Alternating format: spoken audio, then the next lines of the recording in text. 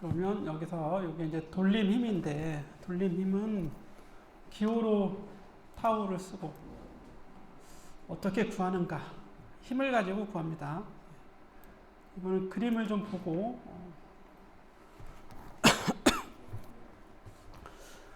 자, 이제 점을 이렇게 이제 5점을 표시하면 되게 이제 회전체에 고정된 회전축이죠. 이 축을 다른 점은 다 움직이는데 이 점은 이제 움직이지 않는다는 얘기예요. 힘을 가했어요. 이렇게 힘을 가했습니다. 그래서 이 점, 힘이 가해지는 점을 작용점이라고 하죠. 작용점이죠. 가운데로 올까? 예. 작용점에 힘을 가했는데 방향이 약간 오른쪽 위쪽 또는 수평에 대해서 파이라는 각도만큼 향하는 힘이에요. 힘의 크기는 F가 되겠죠. 그때 F의 수직선을 내려긋습니다. F의 연장선에 수직선을 내려보면 이게 이제 D가 되는 거예요.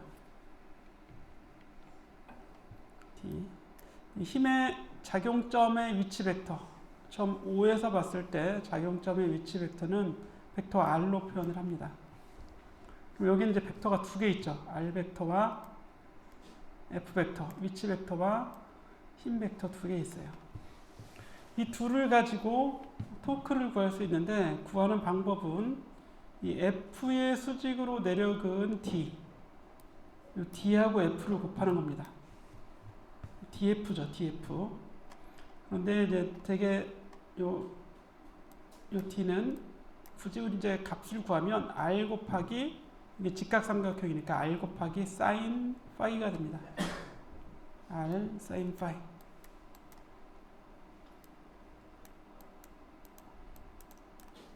그렇게 되겠죠?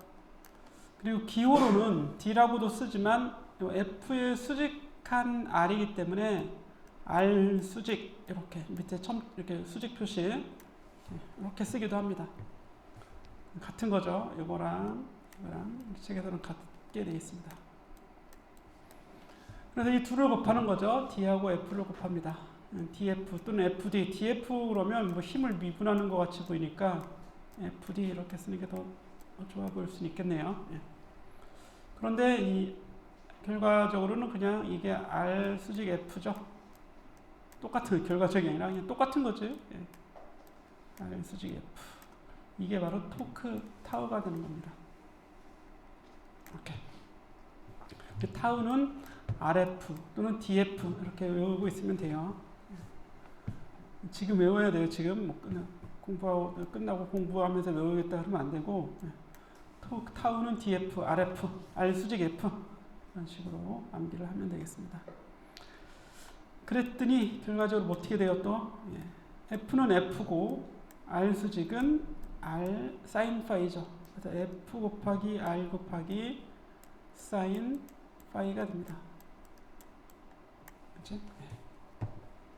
또는 RF 사인 파이 해도 되겠고 이때 파이는 F의 방향과 F의 방향, 오른쪽 윗방향이죠. F의 방향과 R의 방향, R은 오른쪽 방향이죠. R을 연장하면 이 방향이 되겠죠.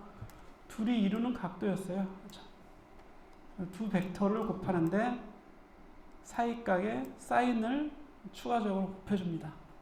이렇게 곱하는 벡터는 벡터 연산이 타우는 R 곱하기 F가 되는 거예요.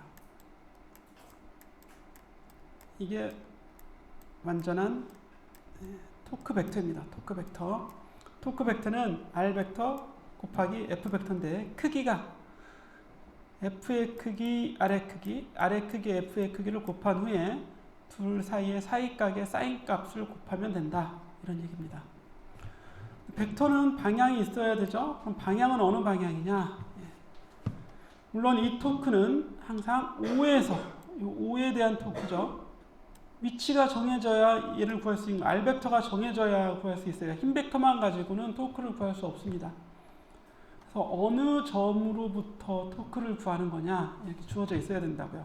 여기 첨자로 O를 이렇게 붙여주면 아주 친절한 표시가 되겠지. 아, 요 점에 대한 토크구나. 요 점에서 구한 토크라는 얘기입니다. 그러니까 그 점에서 F까지의 수직선을 내려 긋고 F를 곱해라 이런 얘기예요. 방향은 오메가의 각속도의 방향 구했던 거하고 유사합니다. 5점에서 보니까 저 F는 오른쪽 위로 작용하죠. 시계 방향으로 저 스패너를 회전시키려고 하는 거잖아. 반시계 방향으로. 그럼 반시계 방향으로 감아주면 나오죠. 지면을 뚫고 나옵니다. 그래서 이 토크는 나오는 토크가 되는 겁니다. 이 점에서 나오는 토크. 물론 회전은 반시계 방향으로 회전이 될 수 있겠지.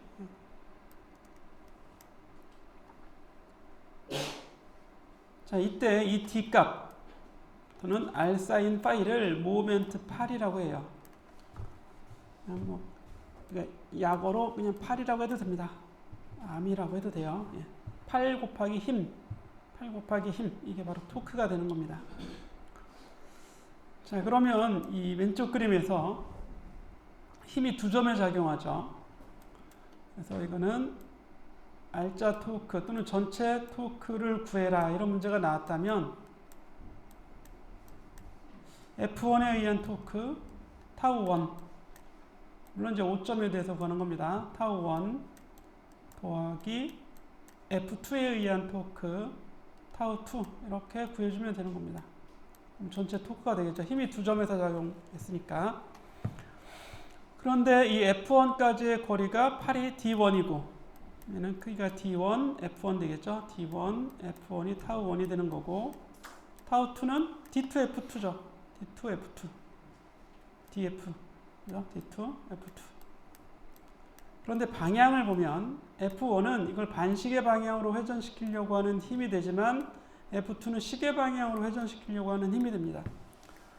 그래서 타우 1은 방향을 보면 물론 5점에서 타우 1이죠. 방향이 엄지손가락으로 오른손가락으로 감아주고 엄지손가락을 펴면 위로 올라오는 방향이죠. 나오는 방향, 여러분 이렇게 지면에서 나오는 방향이고 F2는 시계 방향으로 돌리는 힘이니까 엄지손가락이 들어가죠. 들어가는 토크가 돼요. 나오는 토크는 플러스로, 들어가는 토크는 마이너스로 이렇게 부호를 잡습니다.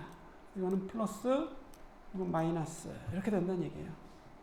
그러면 R자 토크를 구할 수 있습니다. 자, 이걸 가지고 예제 10.2번 문제를 똑같은 문제예요. 그림하고 똑같은 문제인데 이 원통이 이렇게 있어요. 원통. 근데 이 원통이 이런 원통하고 큰 원통이 이제 접착되어 있는 거죠. 붙어 있는 겁니다. 이렇게. 뭐라고 해야 돼 이런 거를? 모양이 뭐 있어요? 뭐 손잡이고 뭐 이렇게. 그런데 여기 이제 실을 감았습니다. 실을 이렇게 감아서 이렇게 감고 저 위쪽으로 이어져 있는 거지. 이렇게. 근데 이쪽으로는 이렇게 이제 당겨주는 거고 얘는 아래로 이렇게 이제 실을 당기는 힘이 작용합니다. 근데 이걸 옆에서 보면 이쪽에서는 F2로 힘을 가하고 있고 이쪽은 줄이 이제 T1, T1으로 힘을 가하고 있어요. 이 힘이 이 T1에 의한 토크 타우 1이 크면 뭐보다 타우 2보다 더 크면 시계 방향으로 가속이 되겠죠. 힘 자체가 아니라 토크를 구해야 돼요. 이 토크는 타우 1은 T1까지의 거리 곱하기 T1이죠. R1 T1입니다. R1 T1 수직거리 그 반지름이네요. 그죠? 반지름하고 같죠. 얘를 구하면 크기를 구하면 R2 T2 실수로 이제 두 개를 더해주는데 그러면 안 되고 벡터 기호를 생략한 거예요. 화살표를. 타우 1은 시계 방향으로 돌려주니까 이건 마이너스가 됩니다. 값이 마이너스 R1 T1이 되는 거고 타우 2는 R2 T2가 되는 거죠. 이거 역시 또 앞에 있는 그림하고 봤던 내용하고 똑같은 거예요. 자, 문제에서는 이제 이 반지름도 주어져 있고 힘도 다 나와 있어요. 대입만 살짝 해주면 되겠지? 여기 문제 B번에 나와 있는 거네요. 5N이 1m에 15N이 0.5m에 R2, T2 마이너스 R1, T1 구했더니 2.5가 나옵니다. 자, 토크의 단위는 거리, 반지름 또는 거리 곱하기 8, 이게 8이죠. 정확히는 8의 길이 곱하기 힘의 크기니까 길이는 미터가 되고 힘은 뉴턴이 됩니다. 어떤 책에는 미터 뉴턴 이렇게 쓰기도 하고 뭐 뉴턴 미터 이렇게. 이게 이제 대문자를 앞에 쓰면 더 낫겠네요. 보기가 그죠. M을 먼저 쓰면 이게 뭐 같이 보여요? 밀리 뉴턴 같이 보입니다. 그죠? 밀리 뉴턴 그럼 이상하잖아. 이게 우리 미터 뉴턴인데 1000분의 1 뉴턴인가? 혼동이 될 수 있으니까 뉴턴부터 쓰고 혼동을 막기 위해서 점을 찍기도 합니다. 이렇게. 아, 미터 곱하기 뉴턴이구나. 이렇게 이제 이해하시라고. 근데 물리책에서는 이제 뉴턴 미터 이렇게 썼습니다. 점을 안 찍어도 되지만 찍어서 아, 뉴턴 곱하기 미터다, 토크다라고 하는 걸 이제 강조하려고 하는 거예요. 10.5절에 가면 R자 돌림 힘을 받는 이게 이제 시그마 타우를 구해보는 거지. 이걸 10.4절에서 한 겁니다. 요 예제에서. 근데 힘을 받고 있기 때문에 돌림 힘을 받으면 강체가 가속하게 돼요. 가속. 이거는 뉴턴의 제2법칙입니다. 우리는 이미 F는 ma라고 하는 걸 알고 있죠. F는 ma를 알고 있어요. 자, 오른쪽 그림에서 이게 이제 가는 아주 가벼운 막대에 연결된 질량이라고 생각을 해보자고. m이라는 질량이 가벼운 막대에 연결이 되어 있습니다. 그럼 힘을 주면 FT라는 힘을 주면 막대는 이제 단단하긴 하니까 멀리 이제 나가지 못하는 거지. m이 이 방향대로 움직이는 게 아니라 이제 원운동을 한다 이런 얘기예요. 마찰도 없고 막대의 모양을 그대로 유지한다고 생각을 하고 또 막대는 질량도 없다고 생각을 하는 거야. 가상의 질량이 없는 가상의 막대. 힘을 주면 이제 회전을 하겠죠. 그때 이 가해주는 순간 힘이 시그마 FT면 이 순간 가속도는 A가 되죠. 힘의 방향으로. 그런데 이 방향이 접선 방향이니까 밑에 첨자로 AT로 이렇게 T를 붙여주는 겁니다. F는 MA죠. F는 MA. 그래서 왼쪽에 이 식은 그냥 뉴턴의 제2법칙이에요. 어떤 순간에 F는 MA. 그런데 토크를 좀 만들어 보고 싶은 거야. 이 F와 A로 쓰면 이건 회전을 나타내는 각의 물리량이 아니기 때문에 각의 물리량을 좀 표현을 한번 해볼까? 그래서 양변에 R을 곱합니다. 왼쪽에도 오른쪽에도. 곱해놓고 보니까 힘 곱하기 8이죠. 그죠? F까지의 수직이잖아. 이 R은. 그래서 이게 토크가 되는 겁니다. 토크 타우는 F 곱하기 R이 되고 F가 MA가 되는데 A는 알파죠. A는 알파 이렇게 됩니다. 그렇죠? 그럼 다시 R을 곱했으니까 MR 제곱 알파가 되겠지. 왜 이렇게 어려운 뭔가 복잡한 일을 왜 하는가? 이렇게 써놓은 거잖아요. 밑에 있었네요. 예, 이렇게 써놓고 보니까 이 F는 MA식을 다시 불러오세요. F는 MA. 써놓고 보니까 힘을 가하면 가속한다. 얘는 돌림 힘을 가하면 각이 가속한다. 각속도가 변한다 이런 얘기죠. 그래놓고 요 MR의 제곱을 기호로 I로 씁니다. I.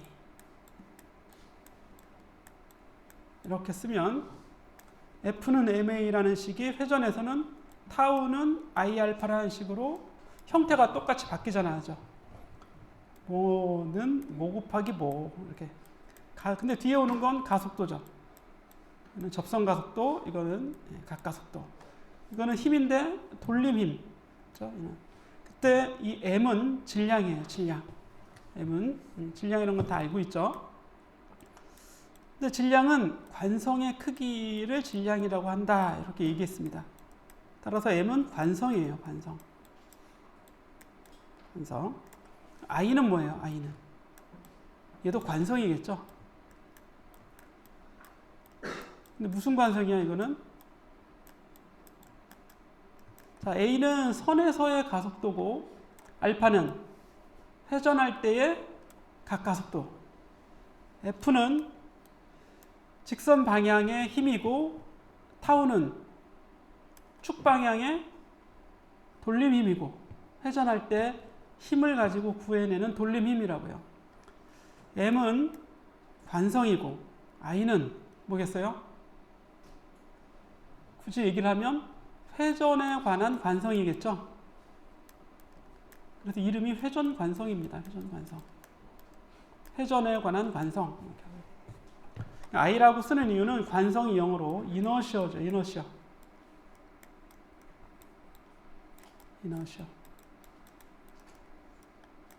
그래서 이 I를 쓰는 겁니다. I를. 근데 그냥 이너시어가 아니라 로테이셔널 이너시어예요.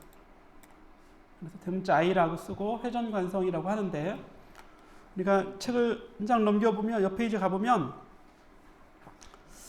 당분간 MR의 제곱을 I로 나타내고, 여기 보면 MR의 제곱이잖아요. 그죠? MR의 제곱을 I로 나타내고, 이름이 뭐냐? 이름이 그 페이지 맨 아래 가보면 이 I를 관성 모멘트라고 한다 그랬습니다.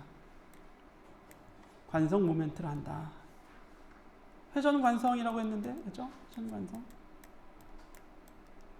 회전관성도 맞아요. 우리말로 다 쓰면 회전관성인데 여기 관성 모멘트는 좀 이름이 이상하죠? 앞에는 우리말, 뒤에는 영어. 이렇게.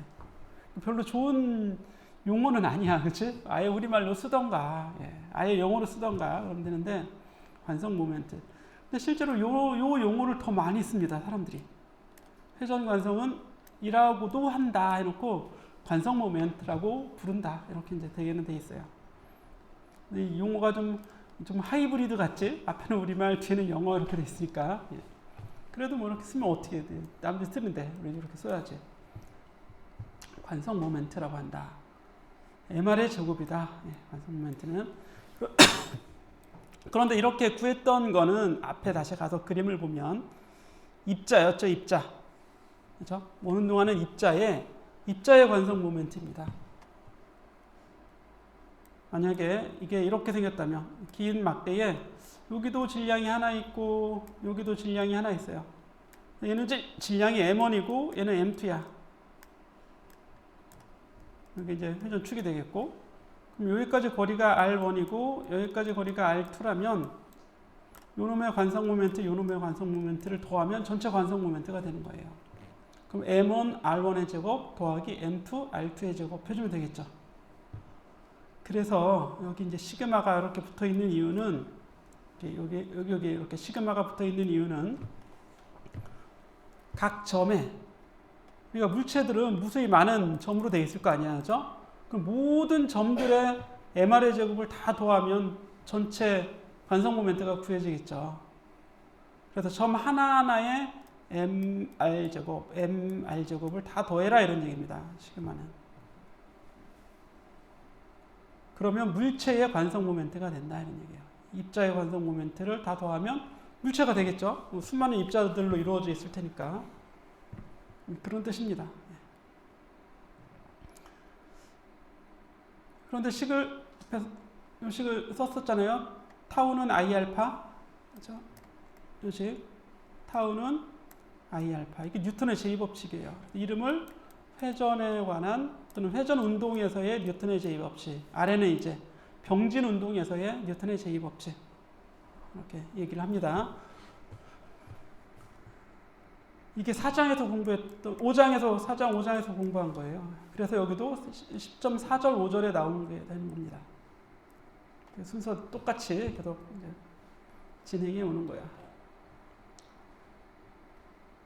그래서 회전관성은 MR의 제곱의 총합이다. 외울 때는 MR의 제곱, 이것만 잘 외우면 됩니다. I는 MR 제곱, MR 스퀘어 이렇게. 자, 그리고 이제 다음 페이지에 가보면 표 10.2가 나오는데 이거는 이제 10.6절 내용이에요. 10.6절 관성 모멘트를 계산하는 건데 이거의 예제가 내용이 결과가 여기 나와 10.5절에 5절 6절은 그냥 하나라고 생각을 하세요. 하나. 이제 계산을 했다고 칩시다. 계산을 어떻게 하냐면 점이 무수히 많을 거 아니야. 여기 10.6절 조금 먼저 보면 mr 제곱의 총합이죠. 시그마 r 제곱 델타 m 또는 dm 뭐 이렇게 해도 되고 그냥 mi라고 해도 되겠고요. 근데 이게 무수히 많으니까 연속체가 되겠지. 그럼 r 제곱 델타 m을 dm으로 미소질량으로 쓰는 겁니다. 시그마는 인테그럴로 바꿔주고 적분해주면 돼요. 적분. r 제곱 dm을 적분하는 것이 그 결과가 관성 모멘트 i가 되는 겁니다. 적분은 이제 수학을 해야 되겠죠. 예, 수학이니까. 예. 물리학은 수학을 도구로 쓰는 것이 도구. 물리학 하는 거는 이런 공대 수학과 학생을 만나면 니들은 내 도구야. 그런데 수학을 열심히 하면 좋은데 여러분들이 할 수학은 너무너무 많아요. 그렇죠? 예. 수학과에서 보다 더 많지는 않겠지만 책을 보면 다 수학책이지 뭐. 그렇죠? 예. 별거 있나? 예. 전공이 뭐라 그랬죠, 여러분들?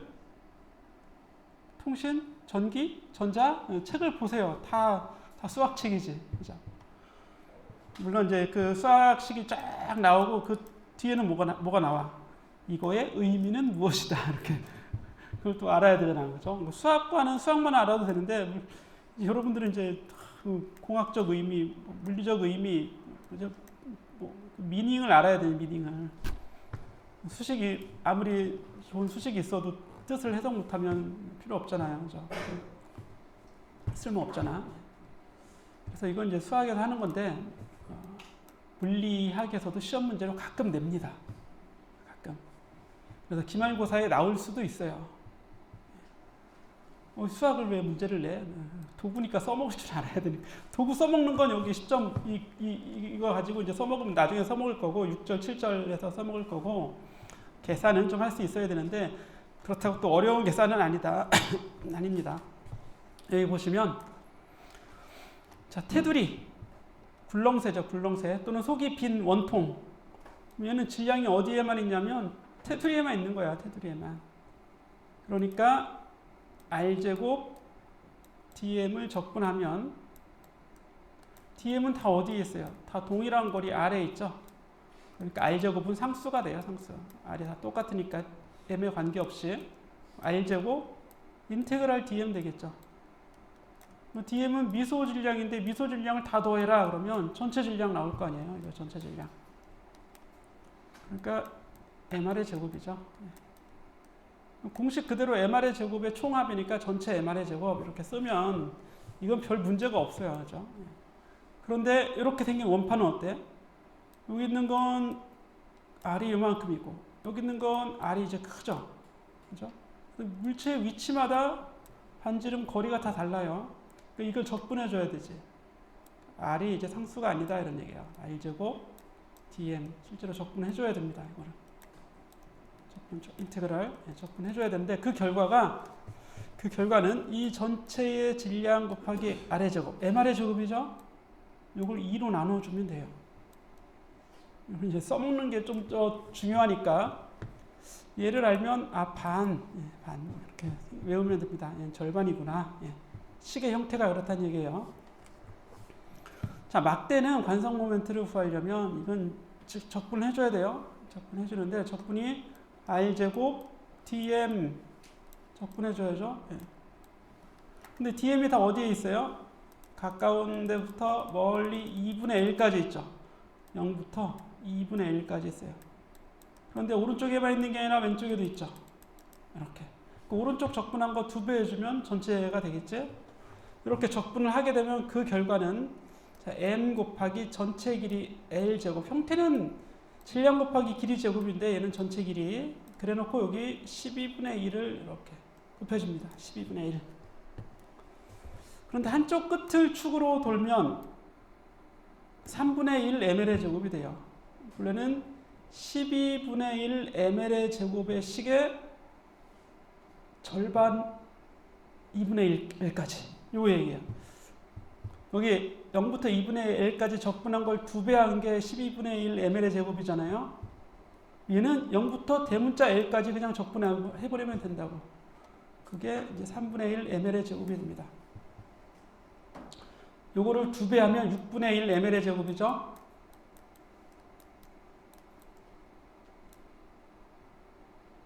그거의 2배. 그렇게 하면 안 되고. 비슷한 설명이긴 한데, 어쨌든, 적분하면 이런 결과가 나옵니다. 3분의 1 ml의 제곱. 외우는 수밖에 없어요. 써먹을 때는. 근데 이거를 구하는 걸 시험 문제로 낸다고. 시험 문제로 낼 수 있으니까 알아두세요. 6절에서 나오면 하겠습니다. 자, 맨 마지막 줄에는 동그란 게 있어요. 근데 왼쪽 거는 속이 차 있는 균일한 구. 속이 균일하게 채워져 있는 구. 오른쪽은 속이 비어 있는 공이에요. 공. 구껍질. 그죠? 구껍질.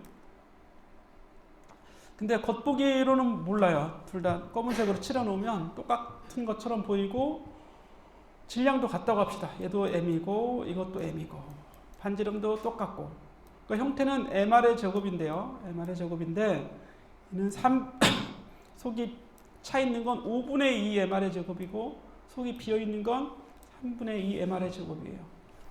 외우세요 이거. 외워야 됩니다. 물론 시험 문제로 나올 때는 얘는 5분의 2 MR의 제곱이다. 이렇게 이제 가로 열고 힌트를 주긴 합니다. 근데 안 줄 수도 있다고. 네가 적분해서 구해. 이런 문제가 될 수도 있어요. 공대생이면 수학 잘하잖아? 이렇게 믿고 문제를 낸다고 믿고. 이거 모르면 어떻게 해? 틀리는 거지. 그러니까 중간에서부터라도 구하려면 외워두세요. 뭐분의 2, 5분의 2, 3분의 2. 얘는 뭐분의 1, 1분의 1 MR의 제곱. 얘는 2분의 1 MR의 제곱. 뭐분의 1, 12분의 1. 얘는 3분의 1. 이렇게. 아니면 요거 4배. 4배. 그렇죠? 4배. 외워주면 좋은데 잘 안 외워질 수도 있어.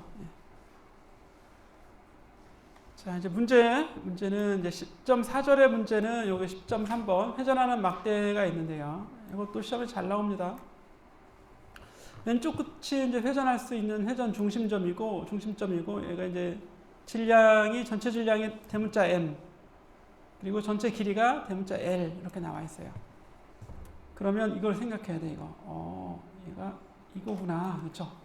이렇게 돼 있는 거지. 관성 모멘트가 얼마라고요? 요거의 관성 모멘트가 3분의 1 ml의 제곱이라고요. 그렇죠? 근데 시험 문제를 내면 1번에서 요거의 관성 모멘트를 구하라. 이렇게 이제 문제가 나올 수 있겠지. 1번을 먼저 적분 방법으로 10.6절에 있는 방법으로 구하고 2번이 이게 작은 2번이 이렇게 문제가 나오는 겁니다. 이걸 이제 잡고 있다가 그대로 놓으면 아래로 뚝 떨어지겠죠. 회전하겠죠. 회전을 시작하는 순간에 각가속도 알파를 구하라 이런 얘기예요. 이 문제는 회전하는 순간, 운동을 시작하는 순간에 각가속도 알파를 구하라. 뉴턴의 제2법칙 구해야죠. 그렇죠? 타우는 I 알파 이렇게 구하면 되는 거죠. 알파는 I분의 타우가 되겠죠. I는 여기서 1번에서 구했잖아. 표를 보고 구하면 3분의 1 ml의 제곱 넣으면 되죠. 타우는 자, 얘를 회전시킬 수 있는 힘은 유일하게 이 mg밖에 없어요. 근데 실제로는 모든 점에 다 mg 다 더해서 전체 mg가 되는 건데 어느 한 점에 전체 힘이 한 점에 작용한 것과 같은 동일한 효과를 내는 한 점. 그게 앞에 9장에서 공부한 질량 중심입니다. 질량 중심, 무게 중심. 그래서 이게 이제 균일한 막대라면 당연히 왼쪽 중심, 이 중심에 질량 중심이 있을 테고 여기까지의 거리는 2분의 1이 되겠죠. 이렇게 거리가 하죠. 그러면 mg가 2분의 l인 곳에 가해졌으니까 tf 곱하면 타우 토크가 구해집니다. 2분의 mgl이 되겠지. 2분의 mgl. mg 2분의 1이니까요. 그렇죠? 그러면 얘는 2분의 3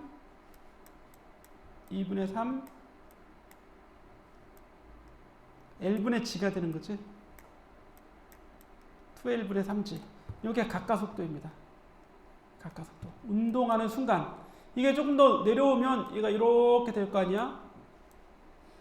그러면 무게중심까지의 거리는 바뀌었죠. 이렇게 2분의 1이었는데 얘는 요 힘까지의 거리, 요게 팔이 요만큼이 팔 길이가 되는 거죠. 팔 길이가 줄어들었잖아요. 그죠? 그래서 이때는 새로운 또 각도일 때는 그 각을 여기다 써요. 각. 세타만큼, 예를 들어서 이게 세타다. 그러면 그 세타 놓고 F하고 R 방향 사이의 각도가 세타가 되잖아요. 그죠? 그럼 사인 세타를 곱해줘야 돼요. 토크를 구할 때는.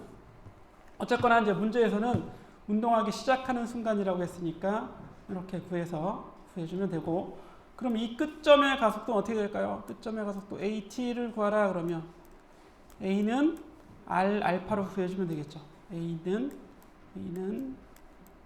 R은 거기까지 거리죠. 반지름이죠. L 곱하기 알파. A는 R 알파니까. 그러면 요거는 알파가 구했으니까 여기 L 곱하면 2분의 3G가 되는 거지. 1.5G. 이렇게 됩니다. G보다 더 크죠? G보다 더 커요. 저 끝점에 문제에서는 이제 동전을 하나 올려놓는다 그랬는데 아주 작은 입자를 하나 올려놓았다고 생각을 하자고요. 질량을 무시할 수 있는 입자. 예. 그럼 동시에 놓는 거지. 동시에 놓는다고 생각을 해보세요. 예를 들어서 그림에 지금 다 지워야 되나?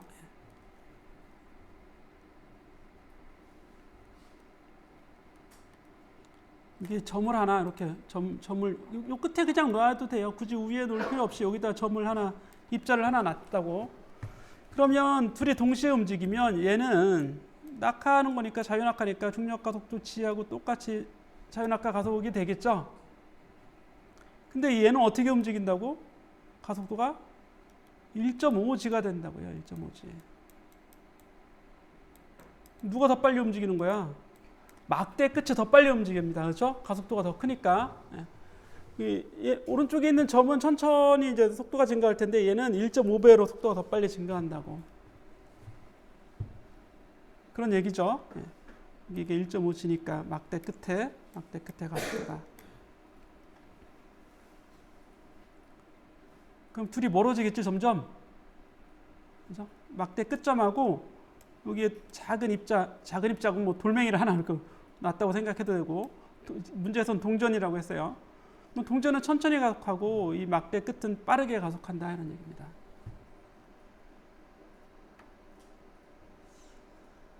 그런데 거리가 그럼 다른 곳, 예를 들어서 R인 곳, 중심으로부터 R인 곳은 A는 R 알파가 되겠죠. 알파는 다 똑같은데 얘는 거리가 L이 아니라 R인 곳, R 알파가 될 거예요. R 알파가 G가 되는, 즉 가속도가, 순간 가속도가 G가 되는 R을 찾을 수 있겠지. R을 찾으면 알파분의 G겠죠. 근데 알파는 2분의 3, 2L분의 3G라고 했잖아. 얘는 3분의 2L이 되겠지. 3분의 1, 2L. 즉, 요 끝으로부터 3분의 2가 되는, 전체 길이의 3분의 2가 되는 지점은 실제 아래로의 이 떨어지는 가속도가 여기서는 G가 됩니다. 3분의 2L인 지점에서는. 이렇게. 그렇죠? 그럼 생각해 보세요. 막대 끝이 혼자 있으면 G로 가속하는데 막대에 붙어 있으면 어떻게 가속해? 더 빠르게 가속합니다. 더 빠르게. 만약에 막대가 휘어질 수 있다면 어떻게 휘어지겠어요? 막대가 있는데 이 끝부분을 보자고. 끝부분. 아니면 이게 그냥 질량이 전체 오른쪽에, 그러면 안 되겠다. 질량이 여기 중심에 있다고 했으니까. 얘는 자유낙하 하려고 하는데 G로 막대 때문에 어떻게 더 빠르게 낙하하게 된다는 얘기예요. 막대가 힘을 받겠지. 안 가려고 하는데 더 빠르게 가려고 하니까 막대가 힘을 받아서 어딘가 부러지게 된다 이런 얘기예요. 안 가려고 하는 놈을 가게 하려면 어떻게 돼? 부러지겠지. 어디가 부러질까요? 3분의 2지까지는 막대보다 더 느리게 가려고, 더 빨리 가려고 하지. 막대 가속도가 여기는 다 가속도가 느릴 거 아니야? 여기까지는 여기 딱 지예요. 여기 가속도가 지. 여기 갈수록 가속도가 더 빨라지는 거잖아요. 이렇게 1.5치로. 여기 있는 놈들은 안 가고 싶은데 막대 때문에 더 빠르게 가는 거니까 힘을 받는다면 여기 왼쪽이 힘을 받는 겁니다. 왼쪽. 3분의 2보다 왼쪽인 지점. 여기 어딘가 부러지게 돼 있다 이런 얘기예요. 부러진다면, 그죠? 힘을 받는다면.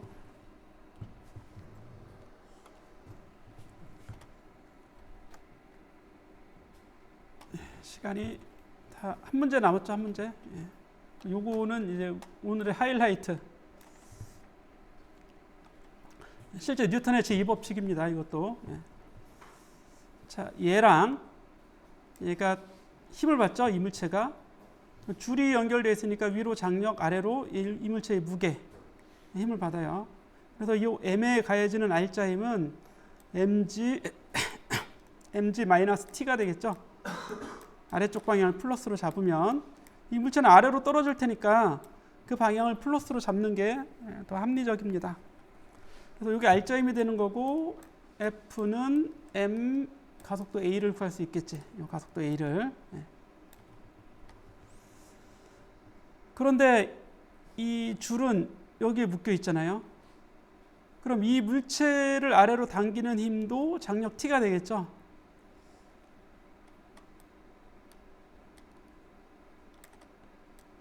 이렇게 T를 가해서 당기고 있는 거지.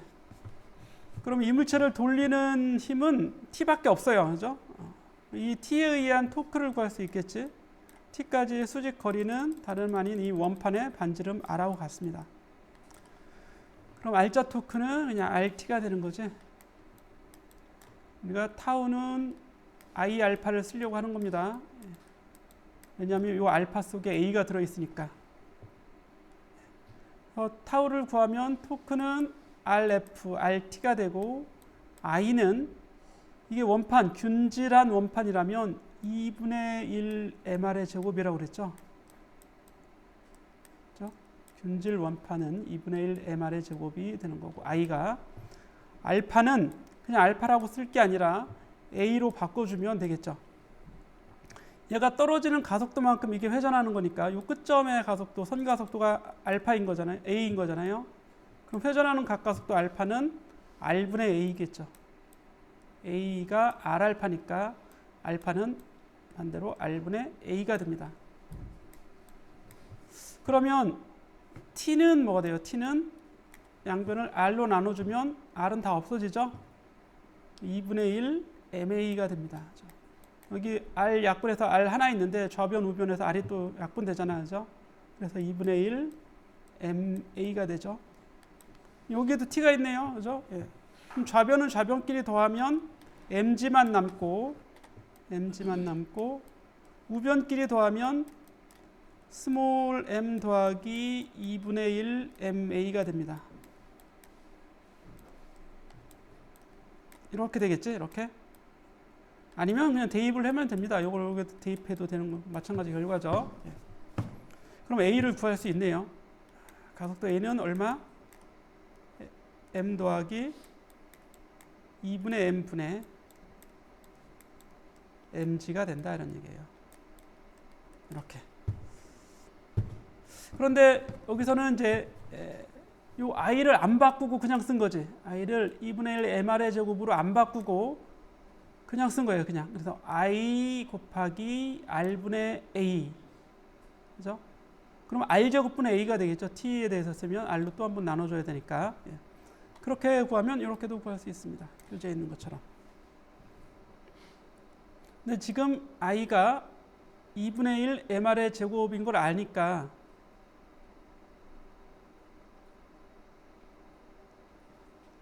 왜 m이 없어졌어? 여기는 이제 m이 없는 거지. i가 2분의 1 mr의 제곱이다 그러면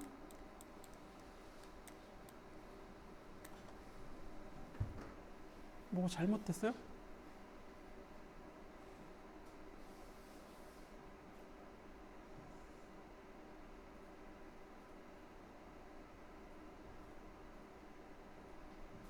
뭔가 잘못된 것 같은데? t는 2분의 1 ma가 맞죠?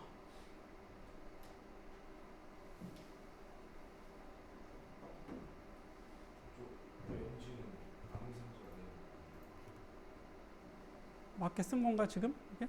맞게 쓴 거지? 교재가 틀렸네?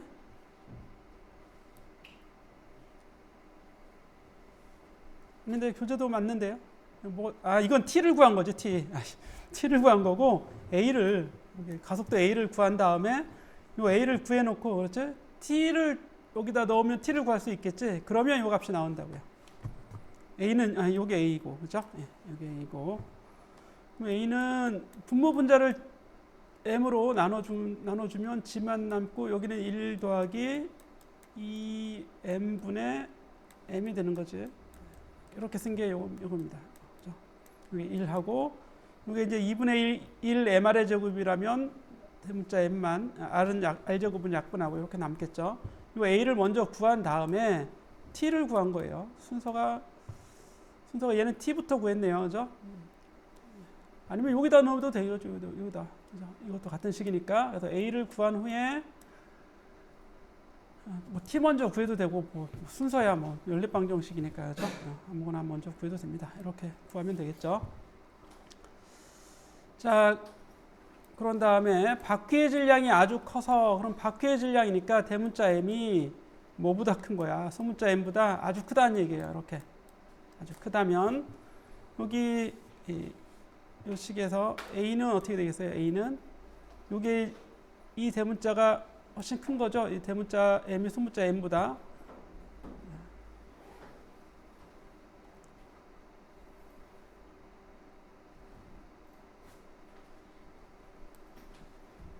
i는 무한대.